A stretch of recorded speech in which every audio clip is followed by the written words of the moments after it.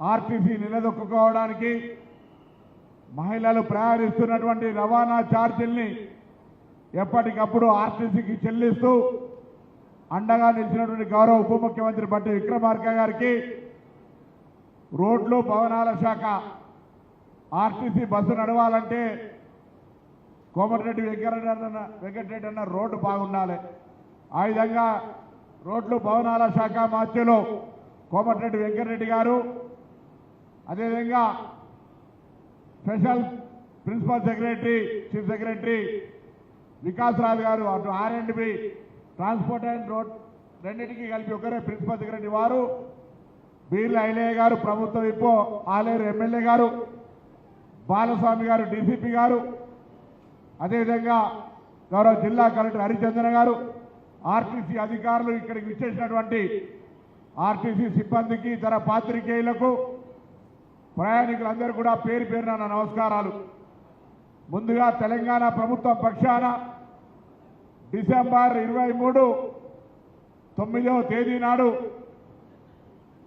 గౌరవ ముఖ్యమంత్రి గారి చేతుల మీదుగా, ఉప ముఖ్యమంత్రి గారి చేతుల మీదుగా మంత్రివర్గం ఏర్పడ్డ 2 రోజుల్లోనే శాసనసభ వేదికగా మహాలక్ష్మి కార్యక్రమాన్ని ప్రారంభించినటువంటి ప్రభుత్వంలో ఉన్న పెద్దలందరికీ ధన్యవాదాలు తెలియజేస్తా ఉన్నా.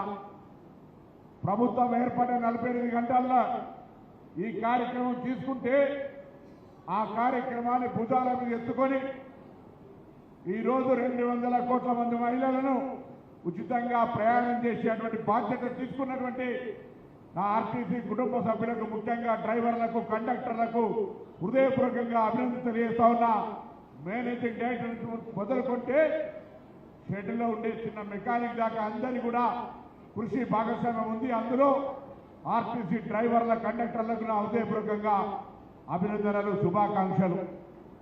అదేవిధంగా తెలంగాణ రాష్ట్ర ప్రభుత్వం ఎన్నికలకు ముందు చెప్పినట్టుగా ప్రభుత్వం ఏర్పడగానే మహాలక్ష్మి పథకం కింద మహిళలందరికీ కూడా అవ్వగారింటికి వెళ్ళాలన్నా, అత్తగారింటికి పోవాలన్నా, పాఠశాలకు పోవాలన్నా, దవాఖానకు పోవాలన్నా, గుడికి పోవాలన్నా, ఎక్కడికి వెళ్ళాలన్నా ఆర్టీసీ బస్సు చేయెత్తుతేనే వారి గౌరవాన్ని పెంపొందించే విధంగా ఆర్టీసీ బస్సులు మహిళలకు సేవ చేసినాయి. ఈరోజు మహిళలకు సంబంధించిన విద్య అవకాశాలు ఉపయోగించుకుంటా ఉన్నారు బస్సు ఫ్రీ వల్ల. ఇంతకుముందే మా ఆర్టీసీ అధికారిని చెప్పినట్టుగా వాళ్ళ ఆరోగ్యానికి సంబంధించి లేదా భక్తి కోరికల్ని దేవాలయాల సందర్శన ద్వారా, లేదా షాపింగ్ కావచ్చు, లేదా బంధువుల ఇంటికి కావచ్చు, ఇలా అనేక రకాలుగా ఈరోజు మహిళలు ఈ అవకాశాన్ని వినియోగించుకున్న వారందరికీ అభినందనలు. ఆర్టీసీ కూడా గౌరవ ఉప ముఖ్యమంత్రి గారు, ముఖ్యమంత్రి గారు మిత్ర గౌరవ మంత్రుల సహకారంతో 10 సంవత్సరాలు నిర్వీర్యమైనటువంటి ఆర్టీసీ ఉంటుందో ఊడుతుందో తెలియనటువంటి పరిస్థితులల్లో ప్రజల అభిప్రాయంతో, ప్రజల ఆకాంక్షలతో, ఆశీర్వచనతో ఏర్పడ్డ ప్రజాపాలన ఈరోజు నష్టాల నుంచి దాటి లాభాలలోకి వస్తా ఉన్నది. ఇది ఈ ప్రజాపాలన ఆశీర్వచనం, ప్రజల యొక్క దీవెన. 10 సంవత్సరాలు బస్సులు కొనలే, ఇప్పుడు కొత్త బస్సులు కొనుగోలు చేస్తా ఉన్నాం. 10 సంవత్సరాలు రిక్రూట్మెంట్ జరగలే, ఇప్పుడు రిక్రూట్మెంట్ జరుగుతూ ఉంది. కార్మిక నియామకాలు జరుగుతూ ఉన్నాయి. కార్మికుల సంక్షేమానికి సంబంధించి అనేక పాత బకాయిలు చెల్లిస్తూ గత ప్రభుత్వం పెండింగ్ లో పెట్టిన బకాయిలు, కార్మికులకు సంబంధించిన సొమ్మును కూడా ఎప్పటికప్పుడు తీర్చే ప్రయత్నం చేస్తూ అనేక సందర్భాల్లో ఇబ్బందులు పడ్డప్పటికీ కూడా కార్మికుల సంక్షేమాన్ని ఎక్కడ కూడా మరవకుండా వారి సంక్షేమాన్ని ముందుకు తీసుకొని పోతా ఉన్నాం. ఇలా ప్రయాణికుల సౌకర్యం, కార్మికుల సంక్షేమం, సంస్థ అభివృద్ధి, సంస్థ యొక్క పురోభివృద్ధి అనే ఆలోచనతోటి ముందుకు పోయే సందర్భంలో తప్పకుండా ప్రభుత్వం సహకారం ఉండాల్సిందే. కార్మికుల సంక్షేమం ఈ సంస్థ చూడాల్సిందే అనేటువంటి లక్ష్యంతో పోతా ఉన్నాం.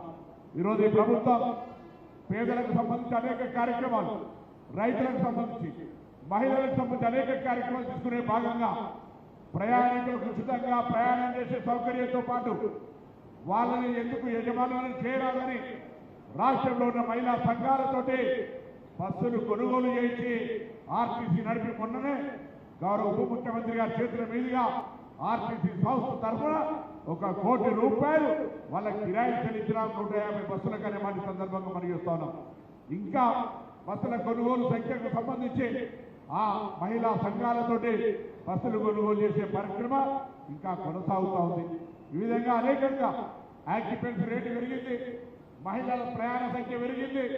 గతంలో 45 లక్షల ప్రయాణం చేస్తే ఈరోజు ఆర్టీసీని ప్రతిరోజు దాదాపు 60 లక్షల మంది ప్రయాణం చేసి వినియోగించుకుంటా ఉన్నారు.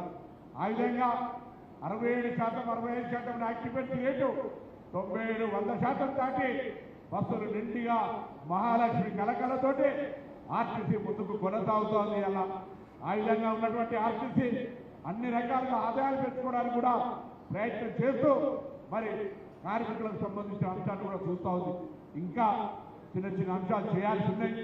మీకు తెలుసు 10 సంవత్సరాలు ఆర్థిక విధ్వంసం జరిగిన తర్వాత ఒక మనిషి కోలుకోవడానికి, ఒక సంస్థ మెరుగుపడడానికి ఎంత సమయం పడుతుందో ఆ సమయాన్ని తీసుకొని ముందుకు పోతా ఉన్నాం. తప్పకుండా భవిష్యత్తులో ఆర్టీసీ, తెలంగాణ ఆర్టీసీ దేశంలోనే రోల్ మోడల్ గా ఆదర్శంగా నెంబర్ 1 వచ్చే విధంగా కార్మికుల కృషి సహకారంతో ఉంచడానికి ఈ ప్రభుత్వం ఎప్పుడు అండగా ఉంటుందనే మాట మరొకసారి మనం చేస్తూ ఇన్ని కార్యక్రమాలు కొనసాగడానికి సహకరిస్తున్నటువంటి ప్రభుత్వ పెద్దలందరికీ ధన్యవాదాలు తెలియజేస్తూ మరొకసారి తెలంగాణ వ్యాప్తంగా ఈరోజు 97 బస్ డిపోల్లో 341 బస్ స్టేషన్లలో ఈ కార్యక్రమాలు కొనసాగుతూ ఉన్నాయి.